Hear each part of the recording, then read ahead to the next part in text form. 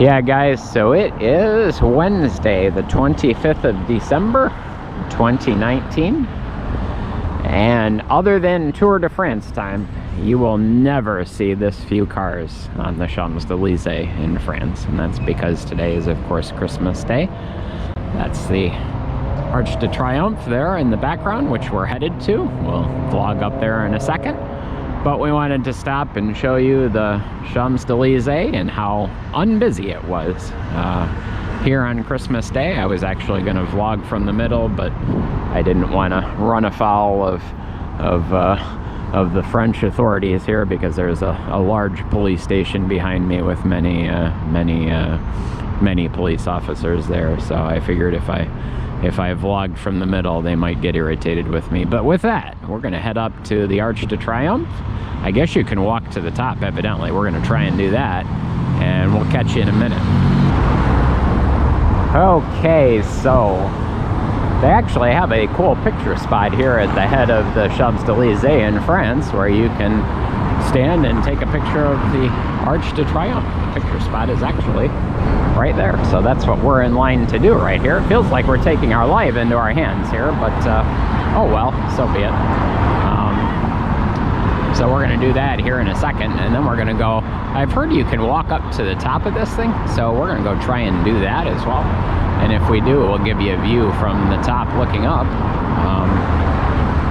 But the Arc de Triomphe in Paris, amazing. Bucket list item achieved. Level up. Yeah, guys, and here's the dedication plaque for the Arc de Triomphe, 4th of September, 1870. Yeah, guys, and so underneath the Arc de Triomphe, they have different memorial plaques for French soldiers in different wars. The one that catches my attention, and my French is very rusty. I took it in high school, but you'll have to forgive me. But I'll do my best. I believe this plaque is in memorial of the members of the French Resistance Army that fought in France in 1939 to 1945. Of course, France was occupied by Germany, and so this is a memorial plaque to the French Resistance. Very touching. You normally can go up to the top of the arch, but today they're closed because it's Christmas Day, probably. And I guess there's probably an underground exit here, so we don't have to take our lives into our own hands and run across the thing. But it was more fun that way. So we got our morning entertainment. Signed our lives away in the process, but hey, we're not the sharpest knives in the drawer sometimes. Huh? Anyhow, we're gonna vlog around the perimeter of the Arc de Triomphe, and maybe we're gonna take this legit exit so we don't have to damn near die again, and we'll be back with you in a second. Yeah, guys, so this is the front of the Arc de Triomphe, looking straight down the Champs-Elysees. Of course, the elevation drops as you go down, so you can't see the city, but that's where we're at right now. And actually, the monuments on each of the four sides of the Arc de Triomphe symbolize something different. Our tour guide told us this morning, and I'm sure you can wiki it. The one I remember is this guy. He's a grandfather there. He's mourning the loss of his grandchild in the war, and everything symbolizes something in particular. So yeah, so it's been a cool visit to the Arc de Triomphe this morning. And with that, we're probably going to head out of here, because as is always the case on these Viking tours, we're already running short on time with everything we wanted to do. So there's a free museum that our tour guide told us about. We may check that out. He said they're open on Christmas Day, even at 10 a.m. So may check that out, may do some other things, may drop by the Christmas markets. So we'll catch you in a bit.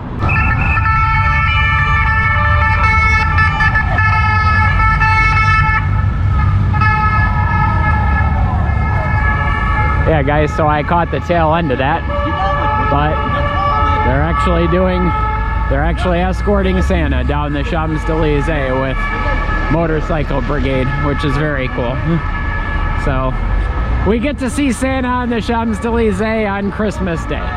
Yeah, guys, on the Champs-Elysees here they have an Apple store, and they're closed today because it's Christmas Day, but the reason I stopped and vlogged this is one of the things our tour guide said was that pretty much every major company has a presence here on the Champs-Elysees, and Nike apparently just bought a store, Nike, the shoe manufacturer, and they paid for their storefront, they paid 600 million euros for their storefront here on the Champs-Elysees. So that gives you a feel for the price, but it, you know, it kind of makes sense because you think about how many times this street is on TV and the movies, and you're getting a lot of free marketing and advertising just by having a presence here on the Champs-Elysees. So companies are willing to pay for it, and I'm sure that was a huge Apple store, so I'm sure Apple paid a lot more than 600 million euros for that little storefront there.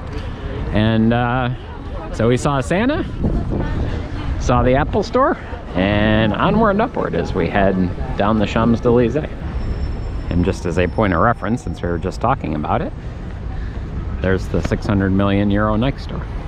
They're renovating. I guess that's what you do when you pay 600 million euro for a storefront. Yeah, guys, so quick vlog and picture opportunity. The Eiffel Tower on Christmas Day.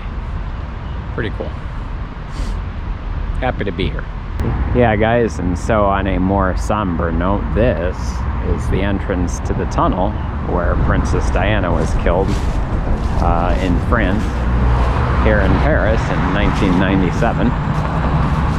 And I'm gonna walk up here to where there's kind of a crack in the fence, so I can kind of stick you through there. And that's the entrance to the tunnel, and you can kind of see those pillars there holding up the ground and above. Apparently, Henri Paul, the driver, hit the 13th pillar, lost control of the car and hit the 13th pillar, and then they collided with the wall as well, and unfortunately killed 3 of the 4 occupants of the vehicle, none of whom were wearing seatbelts. So that's the tunnel that where Princess Diana was killed. Now, what's always interesting to me was, you know, so much was made of the death of Princess Diana and Dodi Fayed and Henri Paul, and of course it was very tragic, and primarily Princess Diana, of course. But a day or two later, I remember Mother Teresa died, and Saint Mother Teresa, should be Saint Mother Teresa. I don't know if she's been officially pronounced a saint yet, but she should be.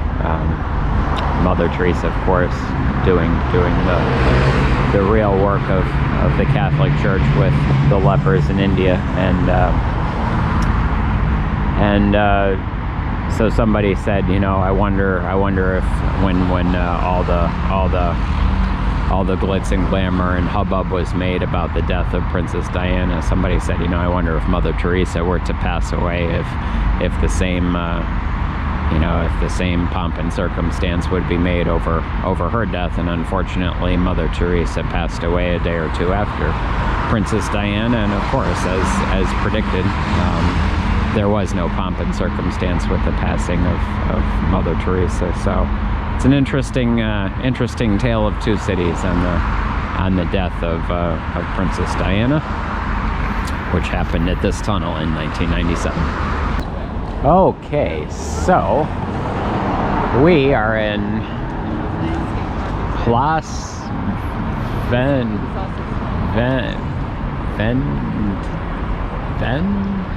we're in Paris, and we're in this plaza, and this guy named Louis put all these beautiful Christmas trees up, and we're so glad we came down here because it's a very cool palace with a very cool monument. Peace to you too, as I get a visitor in my vlog. So yeah, and they have a bunch of beautiful trees. This whole street, you can kind of see there in in the distance. The whole street is decorated. Actually, we found that in Paris they don't have as many decorations as they have along the Danube. And our tour director said, yeah, she said, no, the Christmas markets are still really huge in Paris.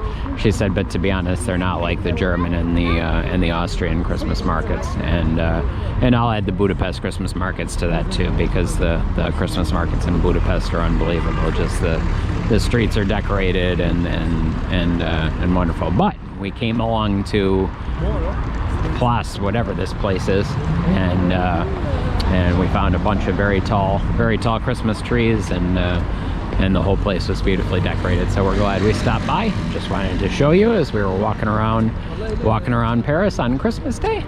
And we're almost, unfortunately, at this point in the day, we are almost done for the day, and so we're about to catch our Viking shuttle back to the ship and see what's going on for dinner tonight. So we'll have to leave the city of Paris for now, but we're gonna be back for New Year's Eve, as it turns out. So we'll be, at a minimum, if this is our last day in Paris for this vlog, at a minimum we'll be back for New Year's Eve to show you the fireworks from New Year's Eve from our hotel at the Eiffel Tower. But for now, we'll say so long from Paris Center. Yeah, guys, so one of the things that we wanted to try while we were here in France is some cheese that you actually can't get in the United States.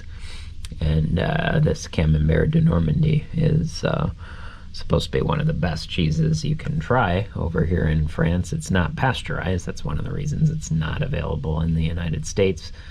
And so we bought it. We intended to keep it for a little while and try it as we go, but we're actually going to try it tonight because it has a very pungent smell in the refrigerator that's kind of aggravating us every time we open the refrigerator in our room. So we're going to kill this tonight, and we'll let you know how it was.